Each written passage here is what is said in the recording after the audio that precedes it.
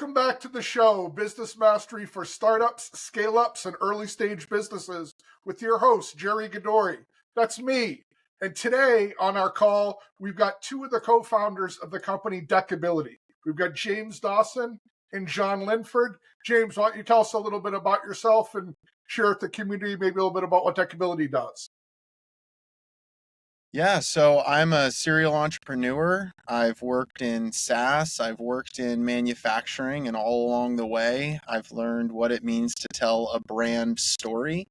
And Deckability is a company that assists with founder-led transitions into brand-led growth.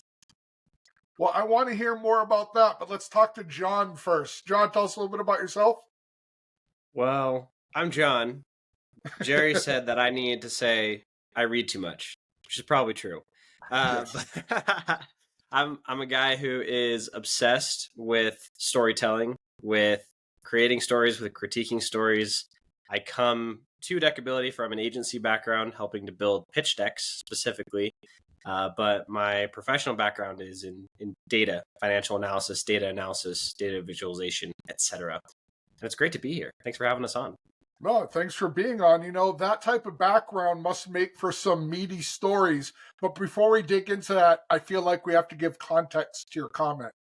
So John and I met, I believe, on LinkedIn first, and then in a startup community after.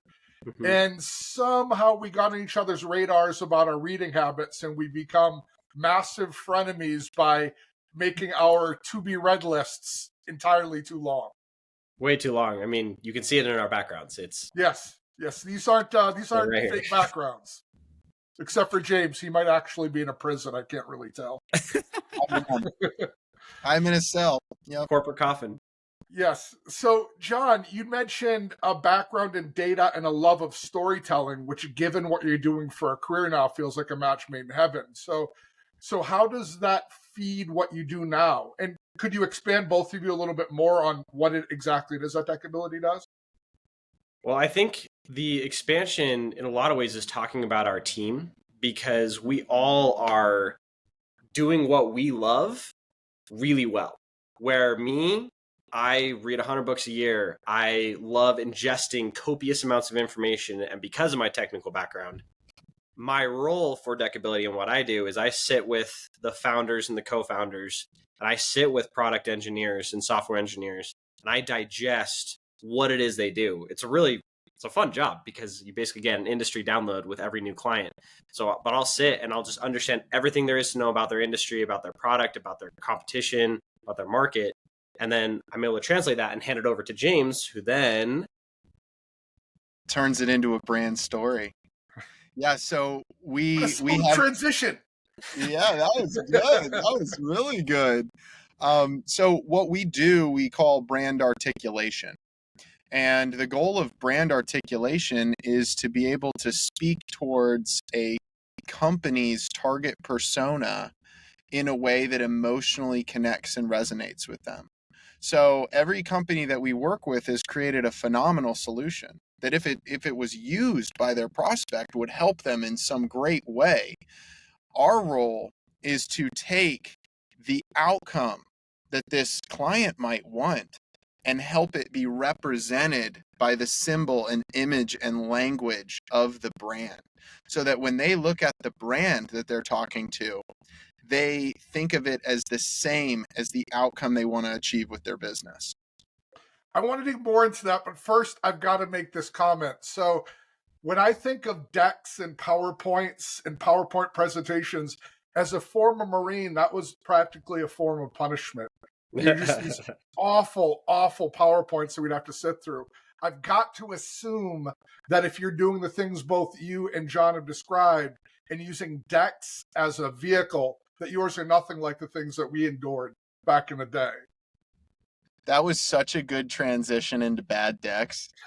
Golly, that was fantastic. I was thinking of starting a podcast. I'm probably going to do that. I think it could have some legs. Yeah, this idea that decks suck is part of where we play, because most of them do. Yeah. Most decks are so copy heavy.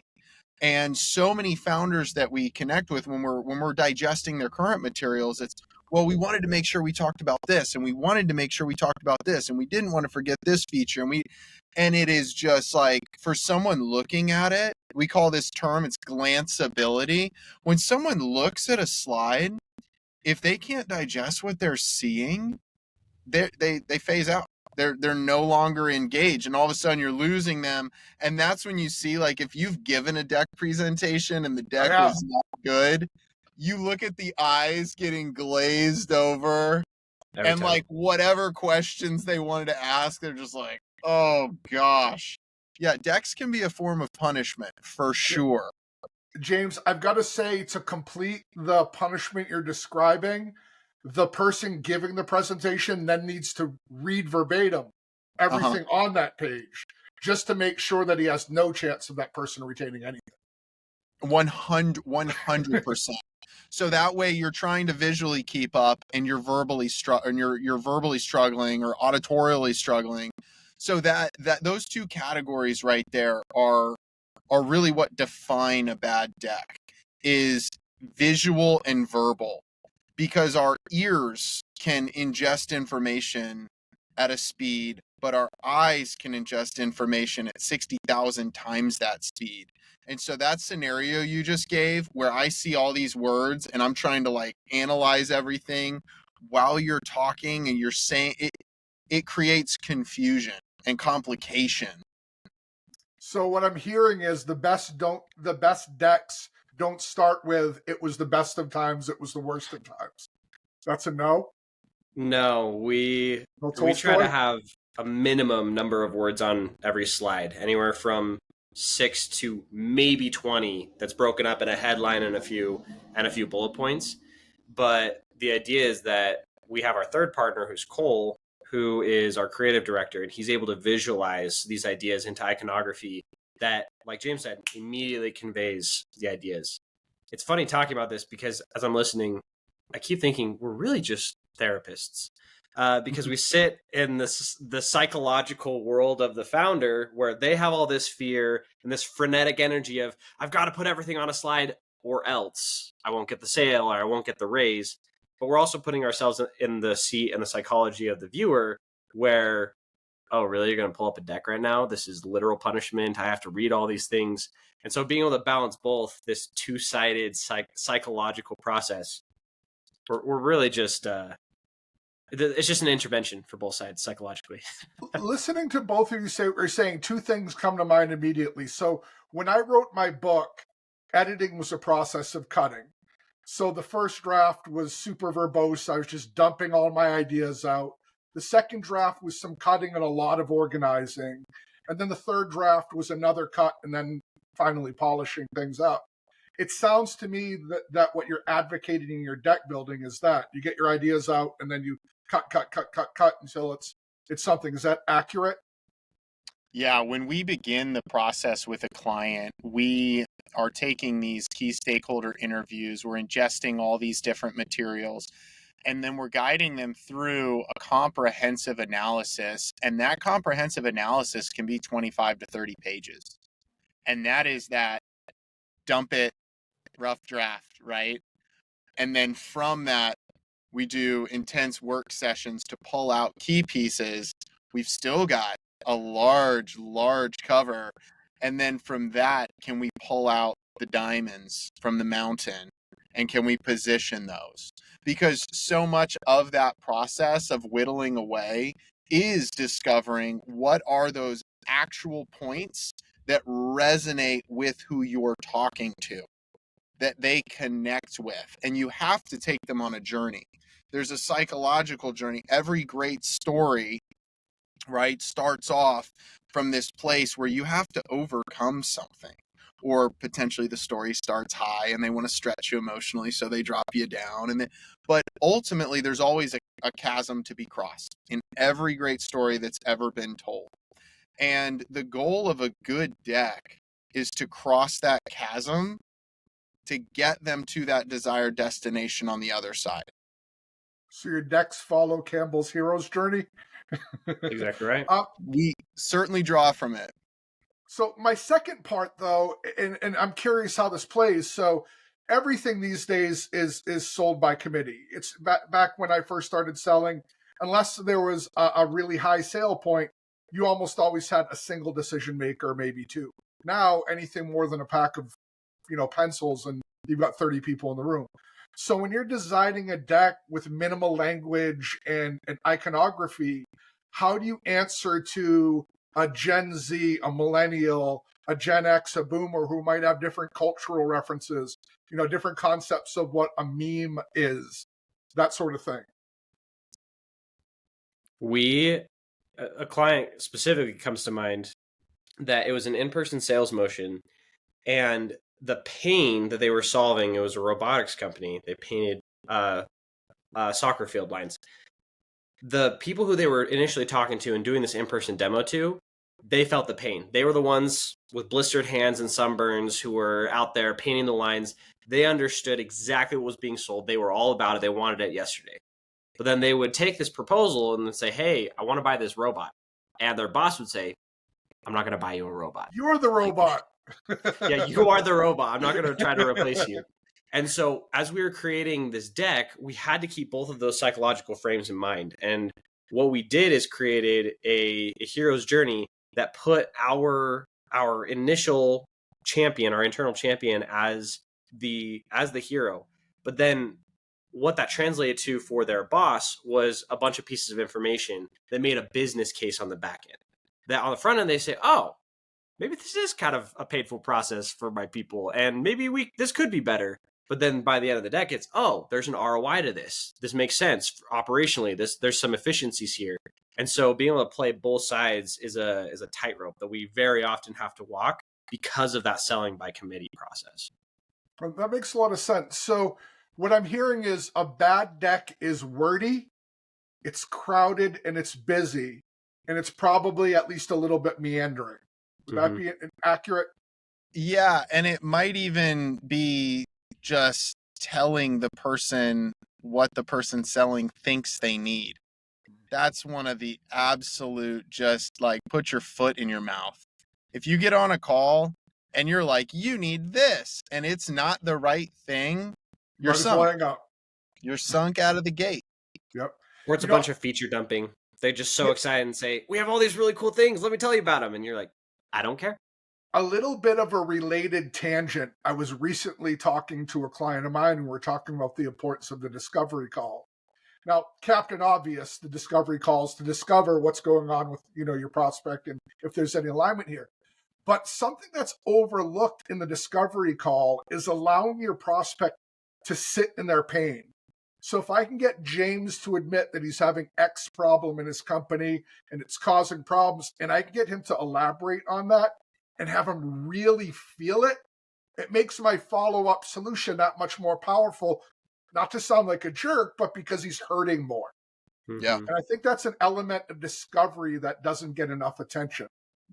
I love that. We didn't even Venmo you for saying that yet. So, but for the record, you will be.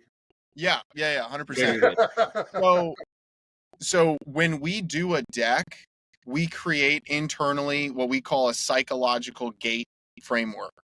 And this psychological gate framework is applied in discovery. So to be able to craft a deck that takes someone from this place of pain to this outcome that they want, there has to be an understanding in what they care about, and that's the discovery. So this end goal that they want to get to, we're going to work backwards into what's keeping them from that. And this is when they start talking about their pain. That's when it becomes the therapy session. That's when you gain all this information. The deck is waiting for them. The story is waiting for them, but it is waiting for them once they've named their pain and recognized current position, because that is the starting point to carry them towards this outcome that they're seeking through the solution. Well, that's beautiful. That's beautiful. Now you build decks and help companies with this, both for their sales process and for their raising if they're looking to get funding. I think there's a lot of, and please correct me if I'm wrong, I'm happy to be wrong. It seems like there'd be a lot of of crossover there, because one of the things I think a lot of founders miss is that funding is selling. You're selling that investor on the concept of them getting a return by giving you money. So do you find that, or do you find that the decks are radically different, or the process? That is so good. It's such a good question. And the answer is that they're nigh on identical. And what is most important is the first 4 slides, which we call brand articulation. It's the first 4 that really tell the story. That's comprised of the context, the pain, the solution, and the value proposition. An easy analogy I often use is that we often use, I think you came up with it, James, is you're hiking with a rock in your shoe. That's the context. That's the world you're operating in. The pain is every time you step down, the rock hurts. The solution is you take out the rock, but the value proposition is the expert dipper that you created, or the pair of tweezers that you created custom just for this thing. And those 4 pieces, those are true regardless. They should be true regardless of your audience. It's just you're inviting them into whatever context they're living in. So for an investor, it's a lot of times the context is, hey, there's this huge problem in the market that needs to be solved. And here's this pain that these people are feeling. And that's why it's important we're solving it. For a customer, it's, I'm living and operating this pain on a day-to-day basis, and it sucks. Oh, this is why the solution matters to me. Yeah, we often will we call it a sizzle. So when you're doing investment, you're going to have a deck that you might send ahead. You might do a deck that you take a quick call with an analyst to get your big meeting booked. That's going to be your first 8 slides. Those 8 slides are almost always able to be used as a sales deck as well. In a raise, you're going to have a lot of additional aspects to speak directly to your investors, to why they're interested, to the market opportunities, some of these grander things. But that original piece is automatically able to be used as a sales tool. That's awesome. I don't know if you know Mark America Smith on LinkedIn. He's around. He's a big time influencer, but he's a friend of mine. And we sent him a deck that we had built for a Series A raise for a sales company. He's a national sales leader. Again, it was a raise deck. It was a pitch deck. We sent it to him, and the response we got back was, this is the best sales deck I've ever seen. Because it told the story. It was emotional, and it was able to bridge that gap effectively. Doesn't super matter at that point if it's for a raise or for a customer. Yes, yeah, for sure. Now, if I recall, and I might be misremembering, but when you first started, you were exclusively on the raise side, correct? And then you included sales in your offerings. Is that accurate?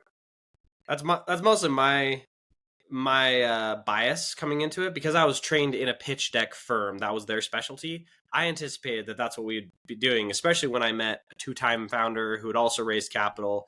But really, it's just the market's pushed us in this direction to have sales decks be a part of our offering. Well, I think that's you taking your own advice of ask and then iterate, because the market ultimately is master. They buy or don't based on their needs, not your desires. So it's good that you moved. I'd like to circle back to brand articulation, because I feel like there's a lot to unpack there. Could we expand kind of on that concept a bit more, and maybe use it hypothetically to give people a tool they can use in their own businesses to understand it better? And in related news, I really think you guys should write a book on that. I think that would be powerful. It'll happen. It'll happen someday. Ooh, yeah. I've been daydreaming about the way we could use our style format to convey this piece. So when you think about a brand, and I love using the example of Patagonia for this. So Patagonia, they sell outdoor gear, right? They sell outdoor clothes. Patagonia's A story is we're an outdoor outfitter. Their B story is they want to save the planet, and they donate considerable amounts to the preservation of natural resources. So what that creates from a brand articulation standpoint is we're an outdoor apparel company that's saving the world. What we want to do is we want to take our target persona. So in Patagonia's case, it's an individual that wants to do more outside. They're using a value statement They know that people that wear their gear care about the outdoors because that's where they find enjoyment. That's why they're purchasing Or their product. or they're a VC. I do believe a Patagonia vest is required uniform for a VC. It is. You can't touch anything with money without your uniform, Yes. with your Patagonia vest or your Q-zip. Um, so this value of the individual. So when we do this, in an applied sense with this Patagonia example, you have a person, they have a pain, and they have a desired outcome. The brand has a product, they have a process, and they have a promise. And those things overlap. And when those things overlap, you're able to speak to the individual as the brand. You're able to speak towards their pain and solving it, but most importantly, you're able to speak towards a value outcome that they care about. So Patagonia, they provide this product for their persona who, let's say their pain is they're getting wet and they need a rain jacket. Well, they're going to buy that rain jacket again because their values align. They have an emotional connection to the mission of why Patagonia is doing it. They could get different jackets from other places. So it's a similar process with our clients where they're speaking to someone and that person has pain and it has an outcome that they want to see happen. So how do we take their identity, their values, their purpose, and create language that emotionally connects with the outcome that that persona wants? That's exciting. And everybody needs it.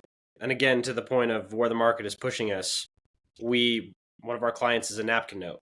We are starting from absolute scratch. They are pre-everything. We're about to start with a 45-year industrial piping company. Like there's no respecter of persons here with this pain of articulating who they are, what they do, and why they're valuable in the marketplace.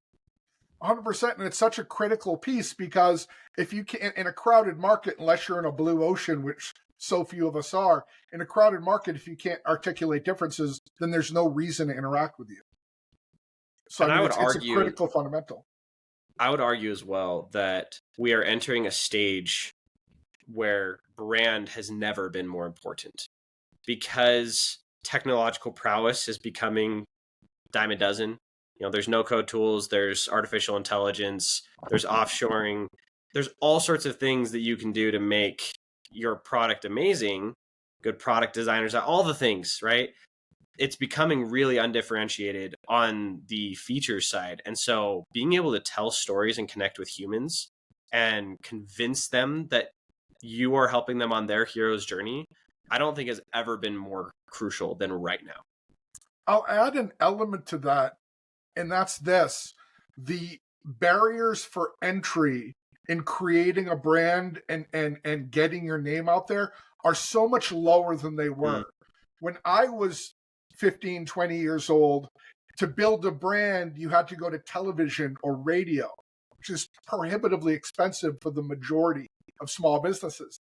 Now it's as simple as creating a LinkedIn company page and flooding the internet with garbage marketing. And unfortunately, many do that. And so we're flooded with garbage marketing. And if you were in a space like, I'll use a great example. My consulting company, Redbeard Solutions, is in the talent acquisition adjacent space. We're not a staffing company, but we work in the same vein. There is no buyer's journey with staffing companies. The reason you don't see a lot of staffing commercials is because buyers don't buy that way. They go with whoever kicks their door in and offers their service. So it's really a difficult struggle to differentiate.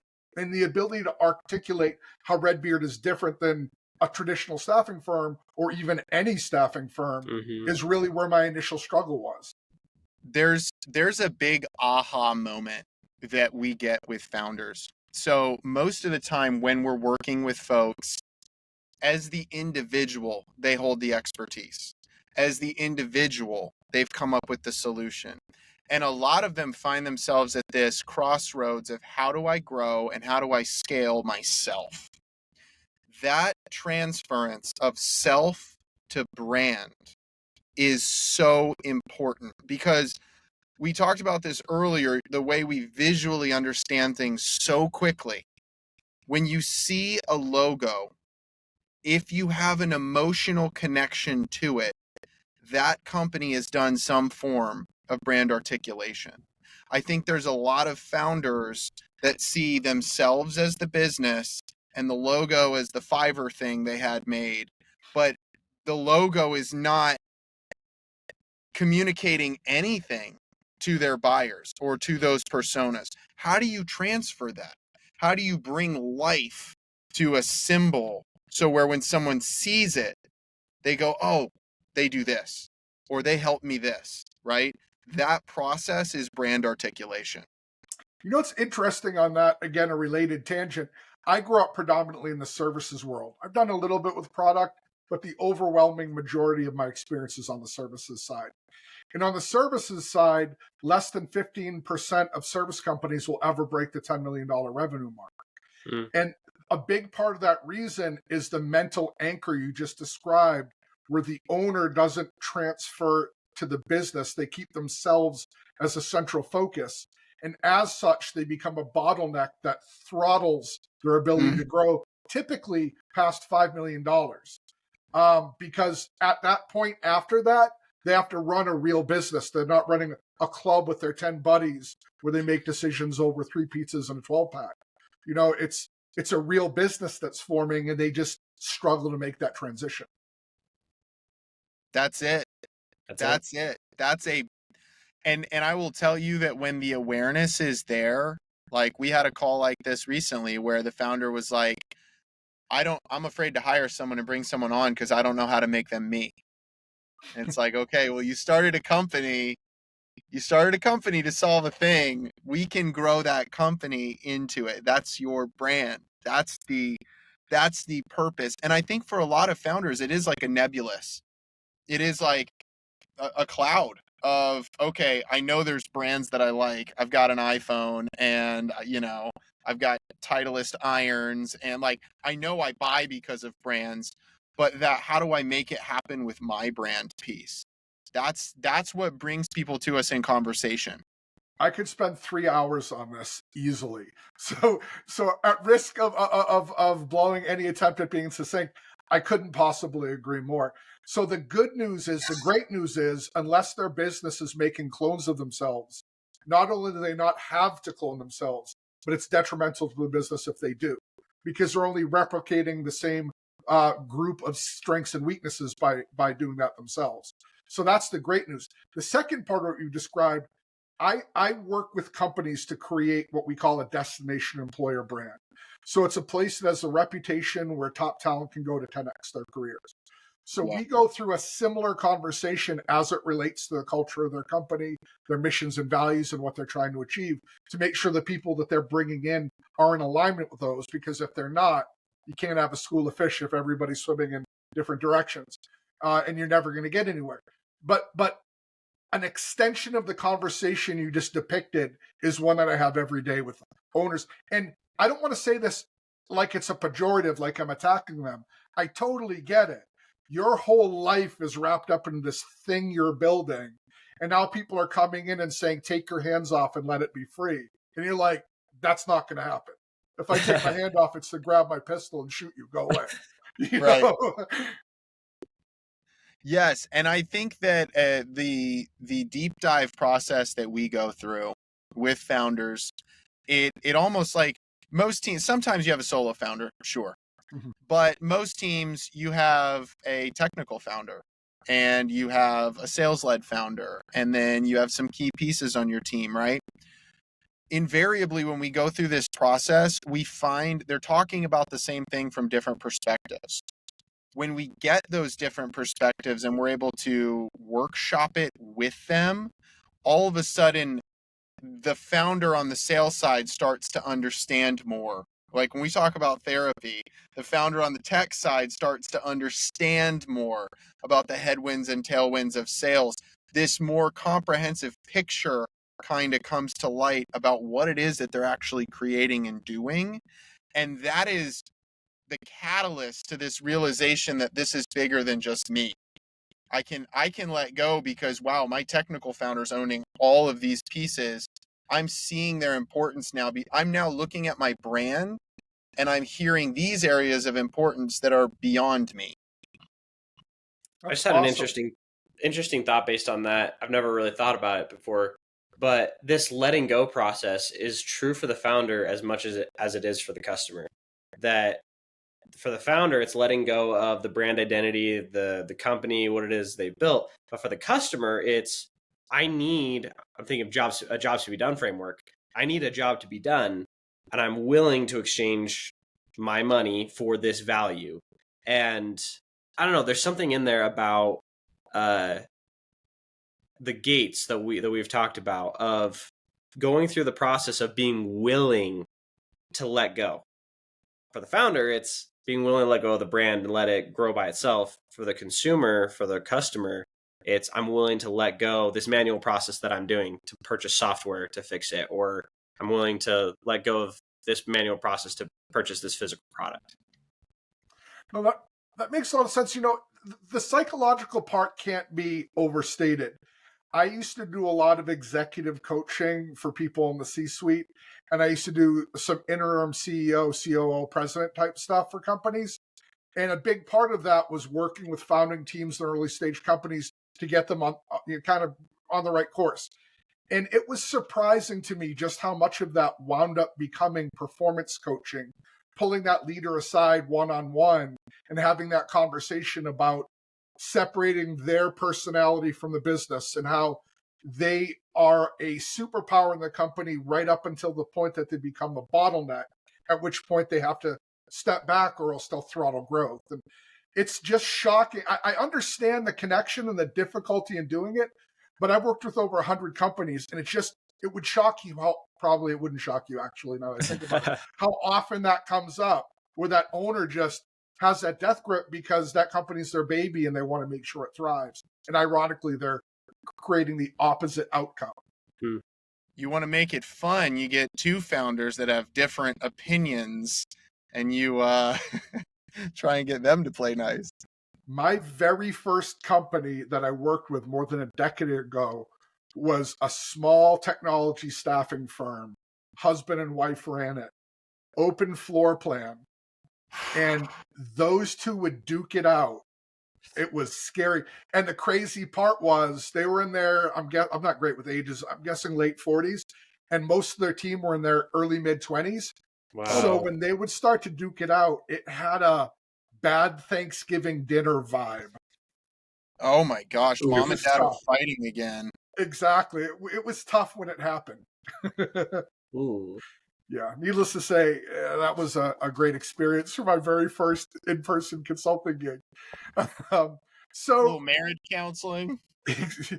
Yeah, I could spend hours talking about that part too. So, when do you typically engage with a company from a size perspective?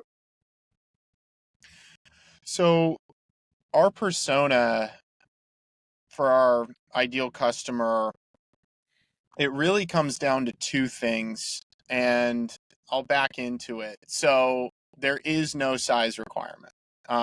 There is a financial aspect. You have to be able to afford services. You're not volunteers? No. Sadly, no. No. But there also has to be on the side of the purchaser an understanding of the value of what we're doing. So this is, they are ready for brand articulation. And it's typically from sitting in these places of pain. So we did this with, just as an example, it was a large company, thousands of employees doing tens of hundreds of millions of dollars. I mean, big company. But they had grown as an umbrella with all these different entities fulfilling the supply chain. And they had never said, hey, we've got these individual brands, but we've never collectively presented this. We've never told this whole story. How do we do it? How do we cohesively do that? So that was a large company. And then like John mentioned, somebody with a napkin note that's like, I have this vision and this dream I want to bring to life. both of those work for us because the process of transferring this core identity into the brand that resonates is the same, whether you already have customers or don't have customers. So then, go ahead. I was just going to say the only other thing I'll add is it's very event based. So it's right before a raise because they're prepping and they need to get their story straight, or it's just after a raise. They now have money, they have capabilities to expand on their brand. They're just before or just after a product release, just before or after being acquired or an acquisition. Those are very crux moments in a business's journey, and those are typically when the pain is felt the most. If you were talking to a company that maybe they're not yet ready for the financial investment, I don't know what your pricing is, but they're not there yet, what advice do you give them to kind of to grow before before they come? So we've had a lot of these conversations and a lot of really amazing ideas that it was like, can you help me with this so I can get the funding? Can you help me with this so I can get more sales so we can do, more work together? There is always going to be a decision to be made of do I build it or do I buy it? And I think for a lot of founders, especially when we talk about decks, they're like, oh, I've done decks and I can do decks. Okay, you're managing the rest of your company. What about your demo calls? What about your follow-ups? What about your investor relations? What about your sales team? What about your ops? What about your finance? What about all these other things? It's a decision of, are you at a place where you value this enough to want it done now? James, John is about to pull the Johnest move ever. Hold the book up, John. True to form. I have a book. If you're not going to buy from us, who, not how. Here's a short book, The Microscript Rules. The tagline is, it's not what people hear, it's what they repeat. That is a lot of the work we do, is owning the only-ness, the mental real estate. And if you can do some of those exercises to really distill down and say, this is what matters about my brand, about my value proposition, about my process, about my IP, you're well on your way towards a do-it-yourself package that way. John and I do encouragement calls as well. Like, we were just on with a founder today. The founder's in early stage. He wants to figure out some of the blocking and tackling to help scale. And he was like, what do I need to keep top of mind when I'm talking about my brand? And it was, a 40-minute therapy session to go through what we talked about, speak towards the outcome, back into the pain, explain how you go from pain to outcome. But that framework, I mean, you get it because you've done this, but so many jump on calls. Oh, somebody wants to talk to me. And it's like, let me tell you about my thing. Rather than just understanding the very basic, discovery is about them. It's about them and where they are and them feeling seen, heard, and validated before you ever transition towards a here's what you want, right? John said this earlier, it's so good. We don't want founders to present and have a prospect say, you're right. We want founders to present and the prospect to say, that's right. You get it. You hear me. Like, that's what we're going for. So some of that stuff can happen before you're doing any type of presentation. It's just framework. Yeah, and two things. I think I worded my question poorly, so I'll circle back to that in a minute. But the second part, I chuckled when you said that, James, because, and I've been doing this for almost 30 years now, and I've sold for dozens of different companies, many different services. I should know better. And yet, when I first came out with my recruitment and retention as a service program, I was so excited about the service I created that I did little to no discovery because I already knew what they were going to say. Mm-hmm. If you're on audio, I'm making bunny ears. And when they get on, I would data dump like a puppy pees on a carpet out of excitement. And it was just the worst calls because I was so excited. I wanted to share my innovative idea that I was just totally short-circuiting the whole presentation process. So I get that founder's position. I totally understand their excitement and how it causes them to kind of, pull a puppy with a carpet. 100%. And we all do it. We all do it. And that's, if anything, back to the therapy analogy, we're just coming and saying, hey guys, you've got an amazing, amazing thing. And I've got to say, that's part of the power of consulting, regardless of the discipline, is having somebody with an outside voice whose nose isn't right up against the problem and has perspective that founder lacks because they're not knee deep in that problem every single day. But let me reframe my question because I don't think I worded it well.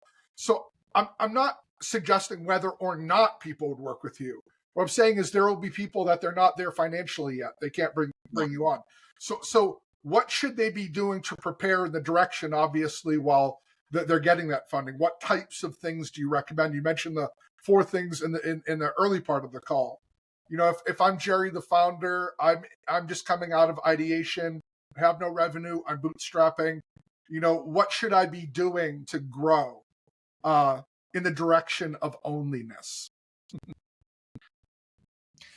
I think it is understanding the outcome of your prospect. And it is always coming back to that with your solution as the thing that the thing that the individual wants. Because if they want it, you can be in business. So it's that understanding of outcome. Because the goal of only-ness, to where the brand symbol can represent the value to the client, is the client connecting, I want this X outcome, and this brand accomplishes that outcome. It's connecting that outcome with them. How it all works, what this are like, all of those things are secondary to an individual knowing that their outcome is synonymous with the brand. So that's pre us. So And I'll just only-ness quit. is what? I'm sorry. Go ahead. I'll just quip. Cut out 80% of the words on your slide deck. Yes, I can safely say that. Just do that. Safe bet. I will say only-ness to me sounds like when they have achieved Coca-Cola. So when you're when I can look at a red can and know what that means without knowing more. Yeah. So here's what I would throw out there on a local basis. There's probably a law firm. There's probably a real estate agent. There's probably a restaurant where if you see their brand, you know exactly who it is and what they do. And if I asked you to think of a realtor, you think of this person or you think of this law office, right? So when we're talking about only-ness, we're talking about inhabiting this mental real estate for the outcome you provide. So if it's like, I need a new house, this is the realtor I think of, right? I need better payroll management, this brand is what I think of in their solution. That's the only-ness we want to connect. That makes a ton of sense. You know, it's interesting the power of a brand, though. Like, I'll use McDonald's as an example. I've been all over the world. I've had a double cheeseburger or a quarter pounder in Edinburgh, Scotland, when I was stationed there for 3 years. I didn't hang out in American places because what's the point of living in Europe if you're going to make it a mini of the United States? But once or twice a year, I'd get that homesick nostalgia feeling. And I'd go to McDonald's because I knew I was going to get the same thing I'd get here. And I think that Dunkin' Donuts as well. They had a Dunkin' Donuts in Edinburgh. And it gave me that feeling of home just looking at the 2Ds or looking at the Golden Arches. I felt like I was back in my little town. Yes. And so all of their years of consistency in franchise locations where anywhere you go, they've wrapped up this experience. And you go and you have that experience and your takeaway is the euphoric feeling. Yeah, you're transported back. Yes. Oh, that's awesome. I love that concept of brand articulation and only-ness. The concept isn't complicated, but it's extremely powerful. It's one of those things where once you think about it for a minute, you're like, that's the most obvious thing. Why didn't I think of that from the beginning? Yeah. Well, there's a piece there actually that I'll tune in on, that often there's a heuristic for founders where they want it to be complicated. And we've seen this repeatedly with our clients, that there's almost a sense of disappointment when we've finished our work, it's like, oh, like you're right, but that's it. Like there's so much to it. There's all these things. And so I think you're asking about what to do if you're not making the financial investment, some of those things, the pre-work. One of the things to think about is not letting yourself fall into a complication bias, that it actually should be that simple for somebody to understand what you do. Because even if you're talking to another industry expert, we're doing an engagement with a private credit company right now.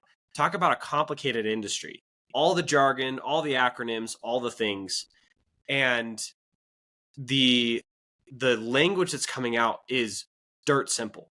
And it's because they're selling to humans first, but then the deck supports that simplistic analysis and that easy communication, that glanceability, which they can then give the background of, hey, we actually are industry experts. We can speak your language. We can answer those technical questions. And so that's one piece I would say is just keep it simple. Find the simple pieces to communicate what you do. I think a lot of small business people confuse complexity with value. I could not agree with you more. And the irony is, especially B2B, that's where I spend most of my time. One of the biggest advantages of working with a startup or a small business is that they can be nimble and adjust on the fly, and complexity is the enemy of that. So it's ironic that that misplaced view of the founder actually damages one of their biggest assets. Complexity bias. Yes, exactly. Very real thing. You can almost see that founder's mentality. If I can easily explain to you what I do in 15 words, then is what I do really special? The answer is yes, but I can see how they might feel it's no. So I'm thinking of an example, which is Google, right? You could put a deck together that's explaining the technical algorithms, machine learning, AI, all the data points, all the SQL, all the exchanges. But if someone asks you what Google is, you say it's a search engine. You go there, you type anything in, you get your answer. Yeah, great right? example. That's what it is. It's what's the simple, digestible Outcome. got it, right? The aha, got it. I'm nodding with you. I understand. So if I'm summing our conversation, a good deck is a targeted, succinct deck. Brand articulation is my ability to explain to you what's unique about us and why you would want the outcome that we can offer. And Only-ness is me being that single dot in a big blue ocean. Is that accurate? Have I summed appropriately? Yes. Good to get off my show. We're done. No, I'm just joking. Yes. Well, and I would say that Only-ness is memorable, right? So what do they say when you're not in the room? That's your Only-ness. Oh, that's awesome. Well, listen, I think this is a good place to stop. We've covered a huge amount of material. I'd love to have you guys back on again sometime, but I think this is good for today. James and John, let me ask, if people want to hear more about you and about Deckability, which I can't imagine that they wouldn't, what you guys have said is fascinating. What's the best way for them to reach you? So you can always go to deckability.com. It's exactly what you think it would be spelled like. Or we're both on LinkedIn, active on LinkedIn all the time. Yes, I too am a denizen of the LinkedIn. Awesome. Well, gentlemen, I thank you very much for being on the show. This has been great. It's been a pleasure. Thank you. Awesome. Well, folks out there in Business Mastery audience land, as always, we'll sign off with have an amazing week, build great things, and provide a service nobody will forget. And we look forward to talking to you next week.